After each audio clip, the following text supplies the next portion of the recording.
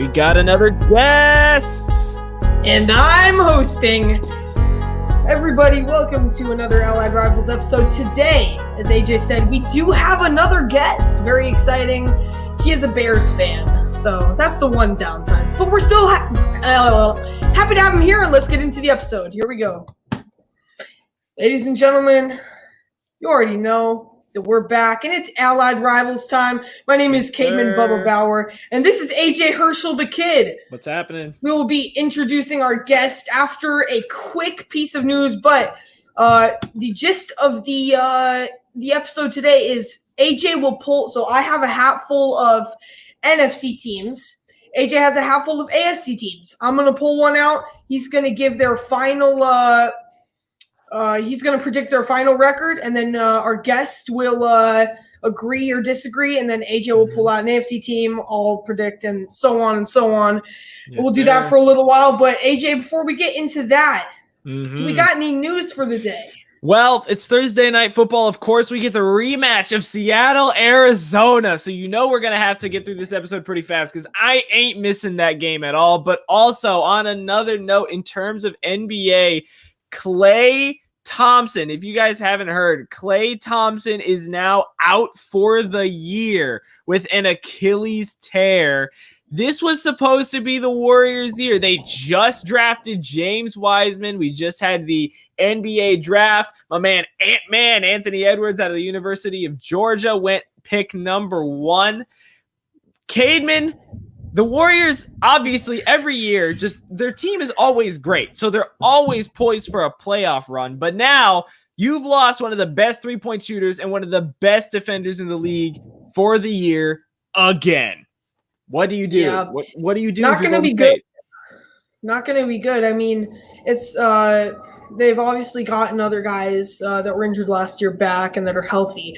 But still, Klay Thompson is such a dynamic player, and you really need him. It's going to be really hard for the Warriors to figure out like who to put in his spot, and like it's going to make every other player on the court have more of a what's the word I'm looking for? More of a burden on their shoulders with him out. Yeah. Because when he's playing and you got Steph Curry as well, they work really well together. And it's going to be really hard for especially Curry, I think. Yeah. That's why they're called the Splash Brothers, right? They go back and forth, and you're losing an all NBA defensive player for the season. It's going to be rough. This is supposed to be another year. They had trade bait. They could do something. They have a lot young core that played the entirety of the season last year. So at least they have experience. So, I mean, maybe the Warriors pull out something. This is still Steve Kerr. This is still Steph Curry, but that's definitely a major setback. One other piece of news, March Madness, which you guys absolutely know we will be covering when we hit that, will actually be hopefully a tournament this year. There actually will hopefully be another March Madness tournament. They're looking at holding it in one site only, doing a bubble type thing like the NBA did with their playoffs. It's looking like Indianapolis. Caedmon, I am so excited that we might get March Madness back. March Madness is way too fun, and the brackets and all the predictions. It is such an amazing time of year, man. Absolutely. And my Illinois is in the top 25 again. I'm so excited, man. Best amazing Illinois basketball in forever. Amazing. So excited. Also, you're Wisconsin going up against my Northwestern boys on Saturday. So good luck for basically the lead of the Big Ten West.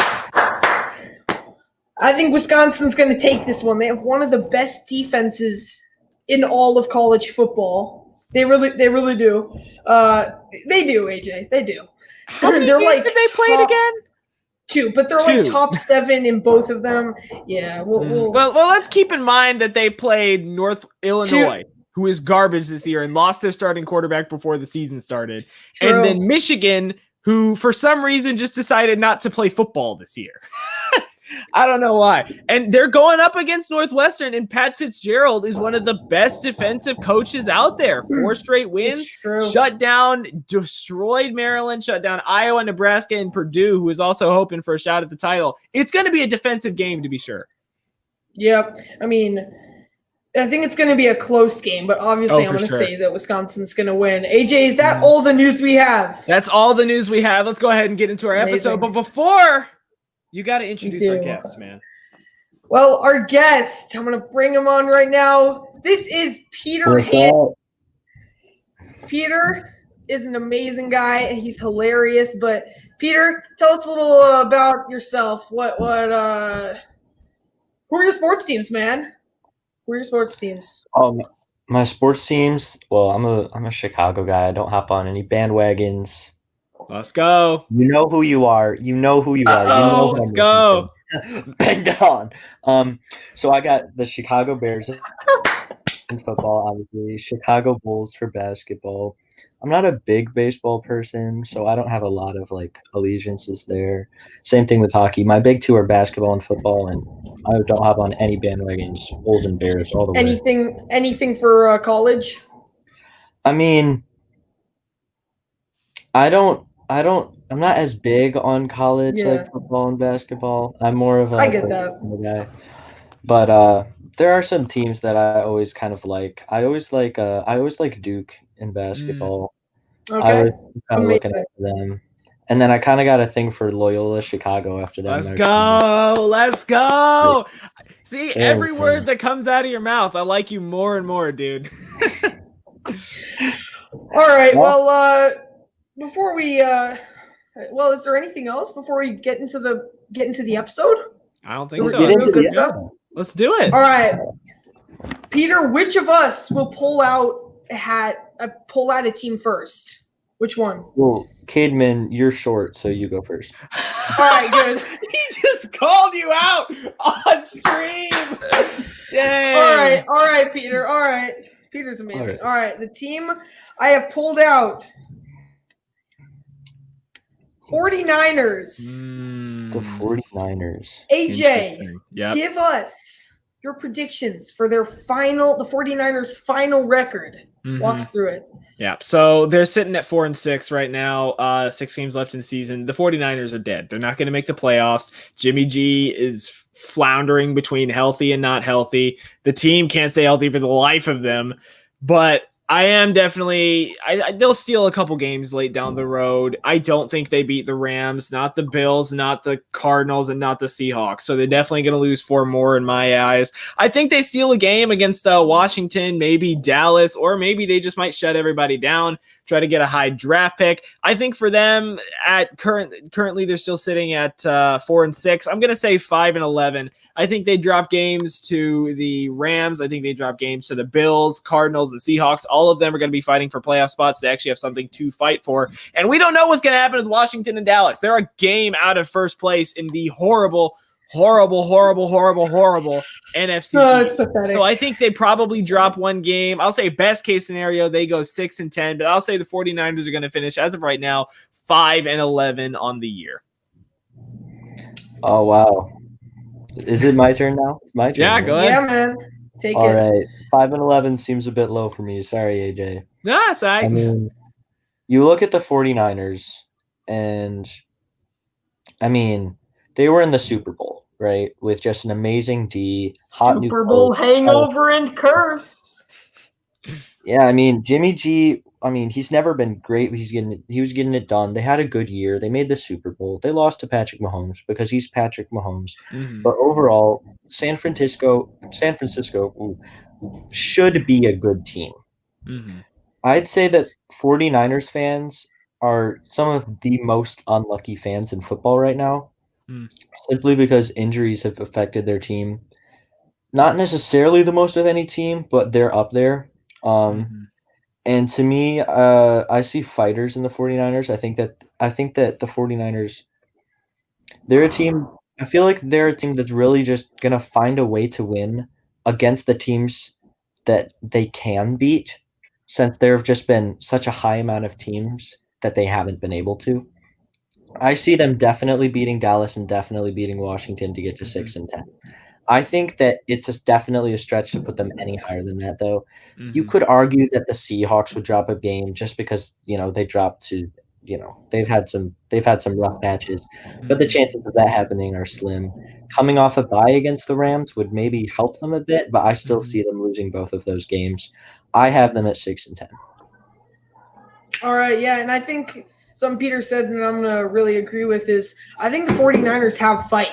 It's just injuries, Super Bowl. It's Super Bowl hangover and curse that's happening to them right now. And I think the two guys that are really fighting for him right now are Richie James and Brandon Ayuk. And those are the guys that are really making a difference on that team. But unfortunately for the 49ers, they get Debo back. Keep that in mind. They get Debo back off of injury after the bye week. So that's definitely going to help their passing attack. And Raheem Mostert comes back. Fantasy points. Debo changes their offense, absolutely. When you're that low up playmakers and you get someone like Debo Samuel, it just changes everything. Absolutely. Yep. All right, AJ. All right. What team will you pull out of the hat? So I've got the Cubs had a decision. Oh, there's one team down. Well, Caedmon, you don't have to talk about the Titans. We've talked about them a lot. We're going to go with Houston Texans. The no longer stuck with Bill O'Brien. Houston Texans. Yeah. Caedmon, what do you think? Houston's had a rough season. They're currently sitting at 2-7. What's your rest of season outlook for Houston? Well, okay, so just kind of going back to the beginning of the season, they had a really hard start. They played Chiefs, Ravens, Steelers. They got a break with the Vikings, but I guess that's when they really heated up, and they lost that too. They beat Jacksonville, and then they lost to the Titans and the Packers. So, and they beat Jaguars again. So the two wins they've had have been against the Jaguars, and then they just lost to the Browns. And that's saying that you're a team that is either really bad or is having like a lot of problems somewhere, because the Browns lost OBJ, and that is making their offense way worse than it was, and it couldn't get too much worse. And outside of Myles Garrett, the Browns don't really have a defense. And so let's see. They play the Patriots. They could take a win there. They play the Lions. They could take a win there. They're going to lose to the Colts is my prediction. They're going to lose to the Bears, play the Colts again, could beat the Bengals, and they're going to lose to the Titans. So best case scenario, in my opinion, they'll go 3, 4, 5, 6. If they beat the Patriots, Lions, Bears, and Bengals, they go 4 and 6 and 12, 6 and 10. And I could see them losing to both the Bears and Lions, and so they could sit at 4 and 12 on the year. They do not have an easy schedule. What do you think, Peter? What do you think? All right, so Texans, I would say I agree with you. Whether you said 3 and 13, 4 and 12. Or 5 and 11. There's a range for the Titans in a way that there really isn't for teams like the Buccaneers.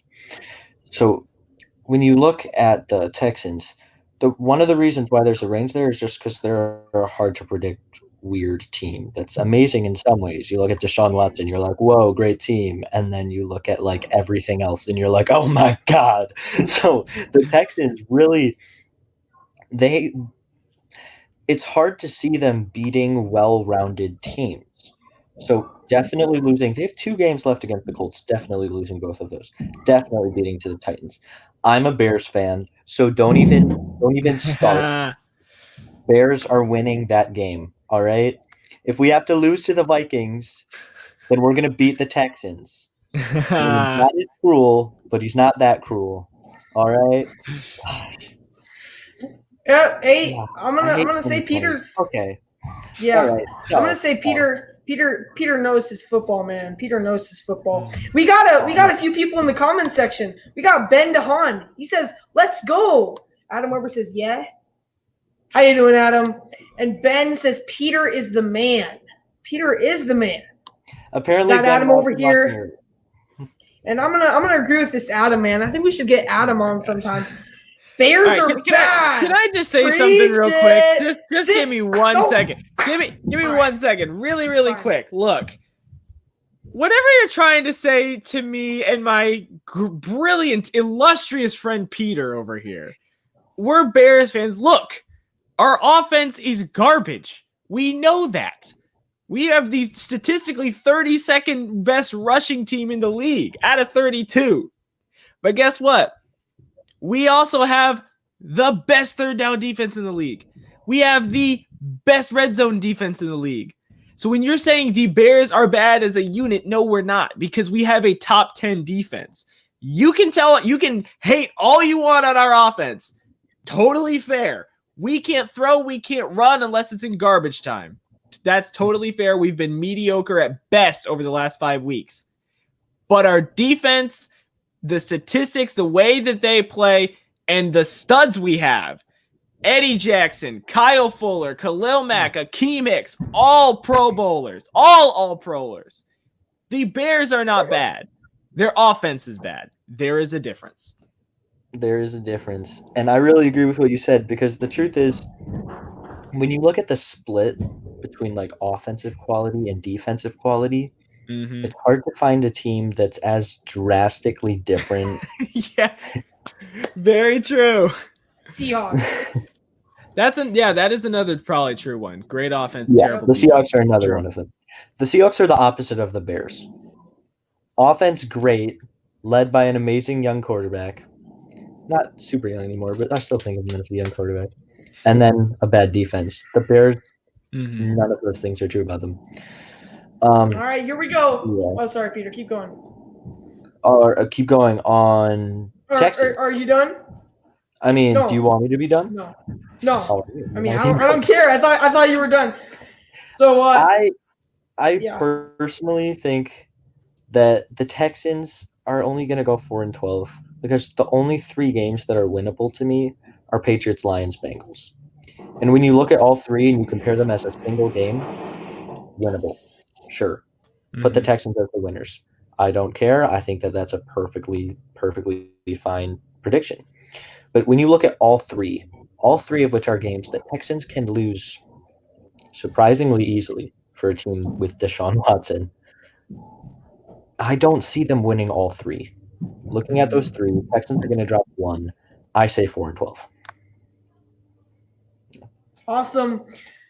Well, we got a few comments over here. Lightning Bauer says Peter is handy, though. I'm going to agree with that. Lions are elite. No, they're not, Ben. Matt Prater is better than Nick Foles. No, he's not. Lightning, I don't know. 1 Super Bowl win, and we got Caleb coming in the comments section here. Sorry, AJ. Yep. That is my name. And then he says, Bears LOL with the 1 Super Bowl win. AJ says, and 9 total league championships, Adam.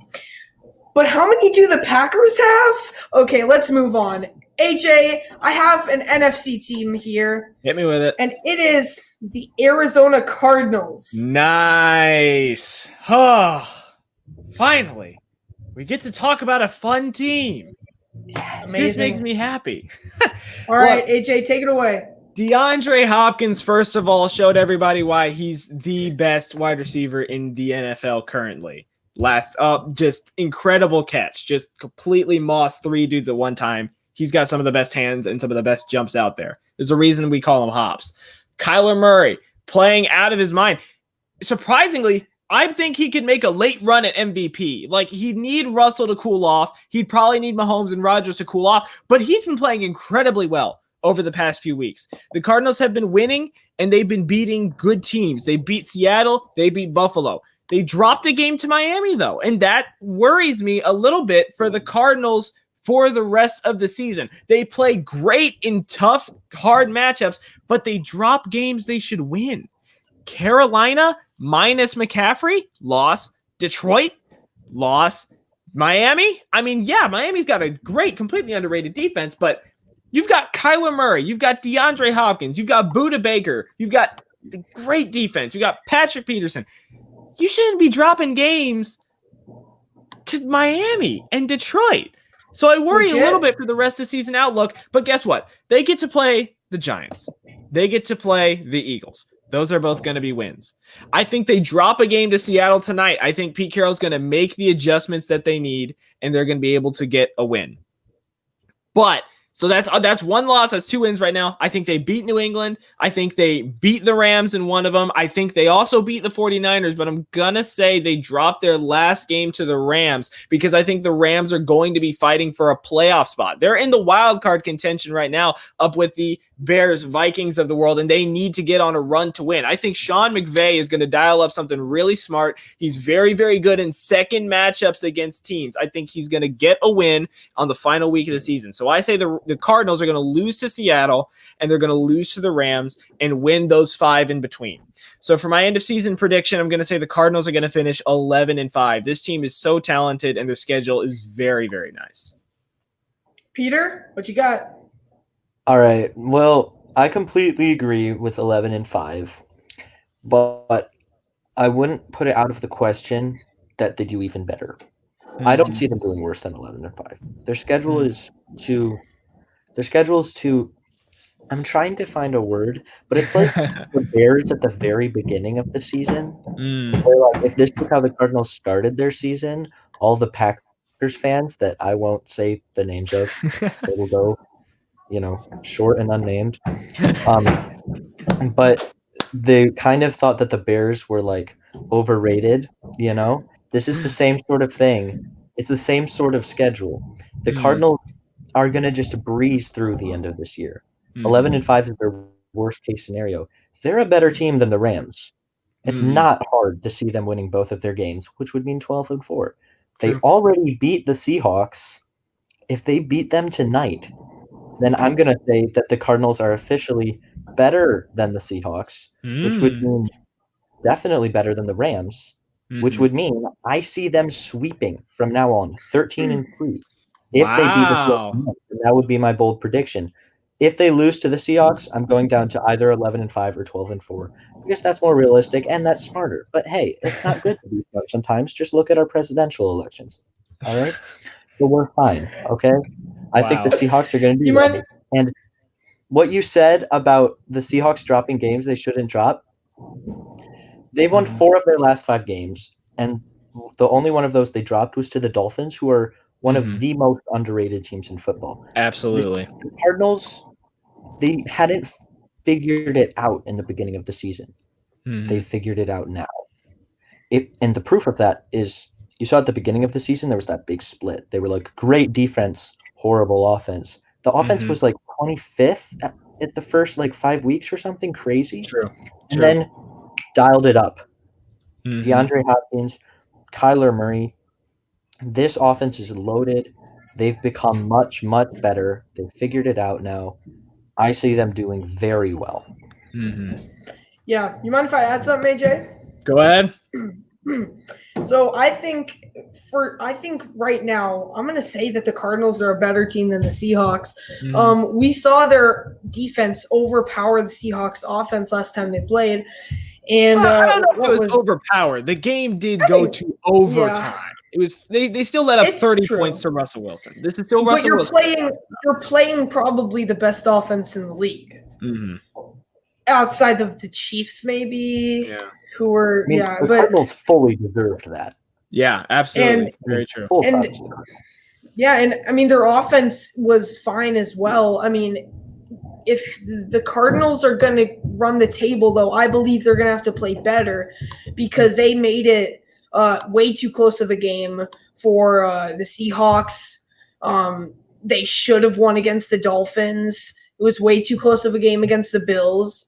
So their offense needs to move up a little more, especially when they're playing bad defenses like the Seahawks. I think if they beat the Seahawks tonight, I think they still lose one of the games to the Rams just because the Rams have a much better defense than the Seahawks and still a decent offense. And I think if the decent defense from the Rams, I think that would be what would get the Cardinals one of those games. I will say real quick, the NFC West has been so much fun this year. Can we agree on that? The Cardinals, the Seahawks offense, Aaron Donald and the Rams, and even the 49ers, like y'all said, they're fighters. Such a good division this year. So good. It's like it is. If any one of those teams were in the NFC East, yes, they would be in the playoffs. I'm not kidding. Yes. That's true. It might even be true of the NFC South. Yep, and I think that's why AJ said something like you should take like what 2 teams from the Yes, NFC West I and put suggested them Cards in, Rams hashtag Cards Rams for East. Just one Yep. year, swap them out. That'd be Or epic. just do That'd one be year like basketball, where you just do the best records. Exactly. There you go. See that how would it work goes. too. Yep. All right, AJ. I believe this will be our last one.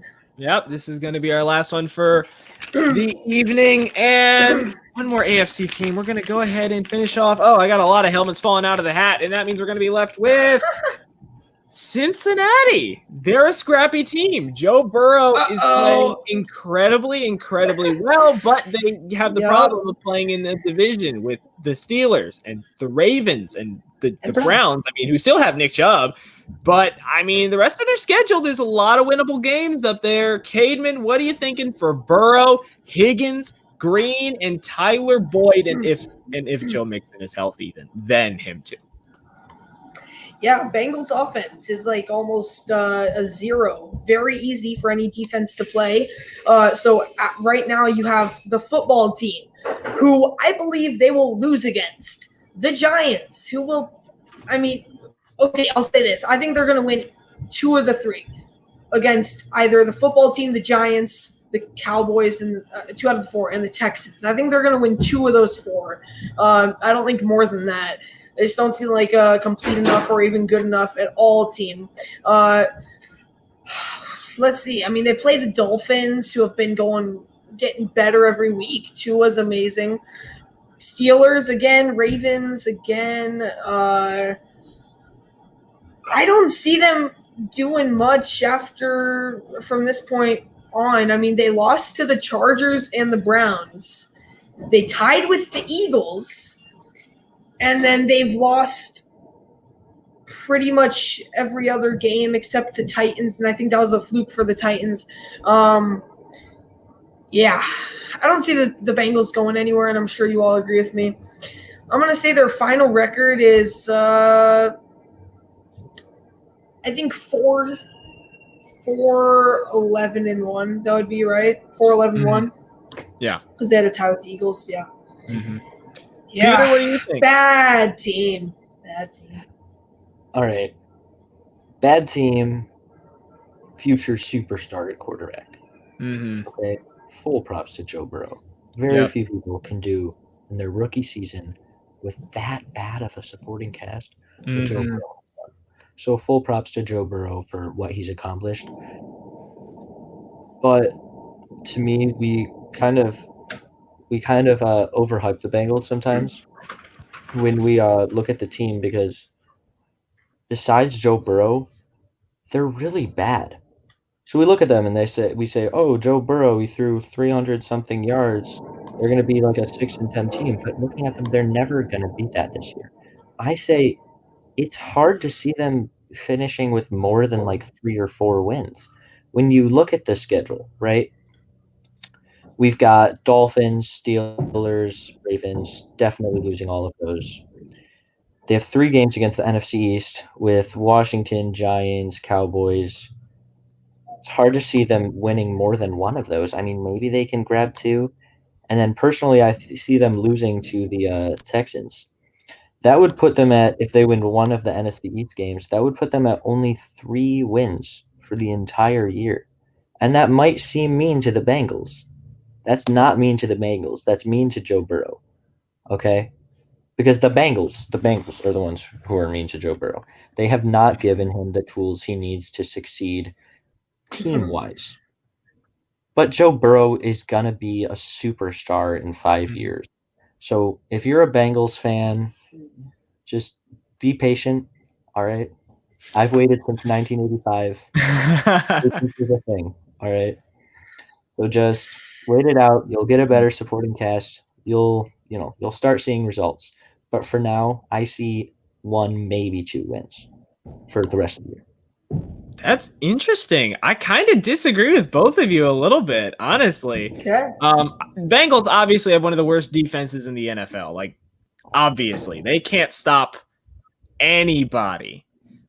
But their supporting cast, at least in terms of the playing core, hasn't been bad. Mixon has been inefficient, but you can chalk that up to the fact that they have the 32nd best offensive line in the league, meaning last. Yep. So, and he's been injured. Giovanni Bernard has played very, very well in the 2 games that he's been in, running the ball and catching out of the backfield. T. Higgins has started to turn into a stud. He's getting targets, he's getting catches, he's getting touchdowns, especially in the last few weeks. And Tyler Boyd is one of the most underrated number ones in the NFL. I think the problem with the Bengals is their offensive line is absolutely horrible.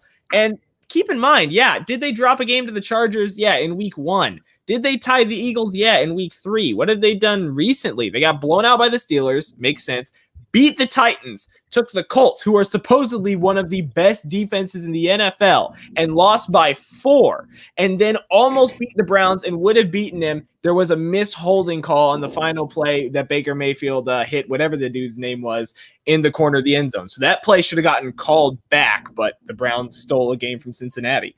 This is a scrappy team with a decent wide receiving core. I think they need an offensive line. I think they need a tight end, but I could absolutely see them stealing games against Dallas, against New York, even Houston, depending on what happens. Their defense has been off and on. I think they're a scrappy team. I think you underrate them a little bit, but all things aside, they could absolutely tank to get Burrow some offensive line help, which they desperately need. Mm-hmm. And I mean, that's like, go ahead. Best case scenario, they're 6-9-1. I mean, they've got some winnable games. Very true. Yeah, and I think, like, I don't know, maybe this is just me, but I feel like Higgins hasn't stepped up enough. I mean, he's been doing fine. Have you seen the last 2 games? Yeah, and it's not Pittsburgh. 115 yards and a touchdown against the Titans. Led the team 78 yards on 6 catches. That was number 1 on the team. Against the Browns, 5 catches, 71 yards, and a touchdown. He has had 68 plus yards in 3 games in a row and touchdowns in 2 out of those 3. I'm sticking with Caedmon on this one. Sorry, that's not that great. I mean, but you got to keep in mind he's the 2nd best wide receiver with an offensive line that's terrible and a quarterback who spreads the ball around impeccably well. I'll give you that.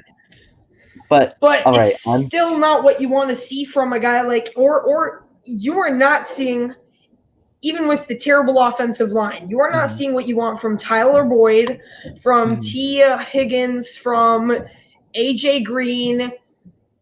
It's like, I think the problem is, I mean, he's spreading the ball around, and that's great. Mm-hmm. But it's not really doing too much is the problem. And it's not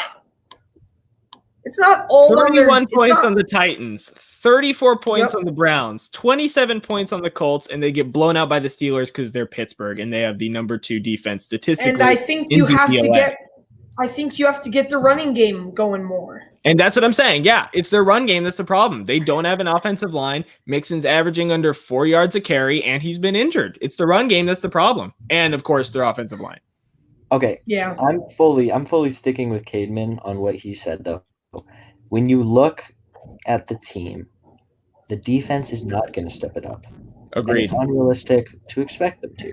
Yeah. They don't have talent, or at least they don't have the talent that they need to succeed at this high level. Looking at the offensive line, same scenario.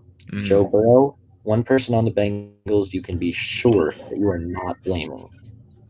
The only people on the Bengals where you can say if they could just step it up a little bit more, then the Bengals would be better, and where that is fair, are the people. He's Joe Burrow's supporting cast. People like A.J. Green, he's not playing to what I think he can play. Yeah, he's regressed incredibly in the last 3 years. You look at Boyd and Higgins. Yes, Higgins, you said 115 yards and a touchdown. For a rookie, too. But if you need somebody to step it up, it's not Burrow. It's not people who don't have talent. The only people where you feel like they just need to get a little more out of them is his supporting cast. Caedmon, you're muted. No. Yes. I'm going to agree with Peter. It's the offensive line has no talent whatsoever, honestly. I mean, there's a reason those players are in the NFL. But there's not too much that would keep them there, honestly. And defense, I'll say the same. It's just they need to have better guys, and the guys that they have, the wide receiving core, are and Joe Burrow are the most talented players on the team. And so if you need someone to step it up, it's going to be those guys. Mm-hmm. Yeah, that's pretty much it. AJ, you got anything else? I mean, I talked a lot about it. I mean, like I said, I disagree with you guys. I see where you're coming from, though. But, I mean, in my opinion, it's just like you got good players, but it's hard to get past the fact that Joe Burrow is trending towards being the most sacked quarterback in NFL history. I'll give you that. Maybe it's a little each way. Yeah, it's his offensive line. I think that it all starts there. All the problems, the running game, not having a true number one, all of it stems from the offensive line, I think. So for the Bengals' future, what do you think is the next step? Oh, they have to get offensive line. This free agency this year, the draft this year, this isn't the deepest. It's not shaping up to be the best offensive heavy draft this upcoming year, with the exception of quarterback. There's going to be a whole lot of quarterbacks coming up. Sam Ehlinger, Mac Jones, Trevor Lawrence, Justin Fields. Quarterback is going to be flooded again. Offensive linemen, that's not going to be very, very much. I think they need to focus on that free agency and the draft immediately, even over the defense, because Russell Wilson showed us if you have a good offense, you can steal games. It's difficult, but you can steal games. I think the Bengals could do the same if they had a good offensive line. Yeah. For me, the offensive line is definitely one of the next steps. But the most immediate thing I would fix is defense. Simply because you just need balance. When you have a young quarterback, second year in the NFL, looking at next year, usually a year when quarterbacks take a huge step. Like, it's kind of hard to explain why that happens. But normally the second year, there's a huge increase in quality. And yes, an offensive line is important, but people underestimate just how important a defense is to an offense's success. The field position, everything. I feel like if the Bengals fix their defense, then Joe Burrow won't have to throw 400 yards for them to get 6 wins. If they can fix the defense, so Joe Burrow can get them, to 28 points, and then they win a game, then they can be a 7-19 just by fixing the defense. And then fix the offensive line, get to the playoffs, get him his DK Metcalf, his young hotshot wide receiver, then have Joe Burrow winning those Super Bowl rings we all know he's capable of.